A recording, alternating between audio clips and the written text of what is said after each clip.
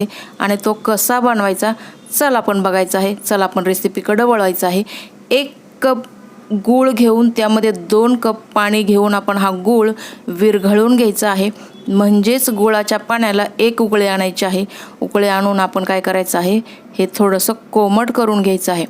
चला उकळी येण्याची आपल्याला वाट बघायची आहे, कारण गूळ पूर्ण मेल्ट झाला पाहिजे। चला उकळी आलेली आहे, आपण आता हे बाजूला ठेवूया। तोपर्यंत आपण दुसरं प्रोसेस करायचं आहे। चला यासाठी आपण काय करू, एक बॉल घेऊ, त्यामध्ये आपण 1 वाटी गव्हाचं पीठ घ्यायचं आहे। त्यामध्ये आपण अर्धी वाटी रवा टाकायचा आहे। त्यानंतर आपण पाव वाटी बेसन टाकायचं आहे। 1 चम्मच एवढी आपण वेलची पावडर टाकायची आहे।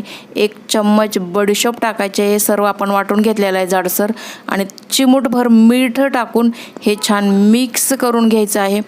चला तर आपण हे पाणी आता कोमट झाले असेल, कोमट झालेलं पाणी आपण हे चाळून घ्यायचं आहे। यामुळे काय होईल की खाली काही कंकर वगैरे किंवा खड वगैरे असतील तर ते निघून जातील। चला तर आपण हे थोडं थोडं करून पाणी आपण यामध्ये टाकून छानसा बॅटर बनवायचा आहे। थोडं थोडं पाणी टाका, एकदम टाकू नका। एकदम टाकलं तर गुठळ्या होतील, त्या गुठळ्या परत विरघळवण्यासाठी फार वेळ लागतो। यासाठी आपण थोडं थोडं करून पाणी टाकायचं आहे। चला तर हा बॅटर आपण असा बनवायचा आहे जसा की डोश्याला जसा बनवतो तसा। इडलीसारखा नाही बनवायचा, आपल्याला इडलीला थोडा थिक लागतो, डोस्यासाठी थोडा पातळ लागतो। त्यासाठी आपण थोडंसं आणखीन पाणी टाकलेलं आहे। चला बॅटर आपला परफेक्ट झालेला आहे। हा बॅटर आपण बघा चेक करून बघायचा की हा बॅटर पूर्णपणे डोस्यासारखा असला पाहिजे, जास्त घट्ट नसावा। यामुळं काय होईल, जो आपला पदार्थ छानपैकी फ्लफी नाही होणार। चला तर आपण आता काय करूया, हे थोडंसं रेस्टवर ठेवायचं आहे। यापुढे आपण काय करायचं आहे, मीडियम हीटवरती तेल आपण छान कडकडीत गरम करून घ्यायचं आहे। कडकडीत होण्याची आपल्याला वाट बघायची आहे। फास्ट गॅसवर करू नये, मीडियम हीटवरती करावं। चला रवा आपला छान फुलला गेला आहे। रवा फुलण्यासाठी पण थोडा 10-15 मिनिट लागतच आहे।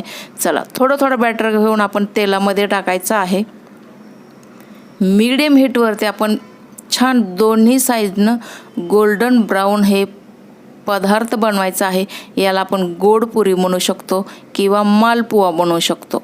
तर आपल्या महाराष्ट्रामध्ये आपण ह्याला गोडपुरीच बोलूया। चला तर हा खाण्यासाठी फार छान हेल्दी पदार्थ आहे।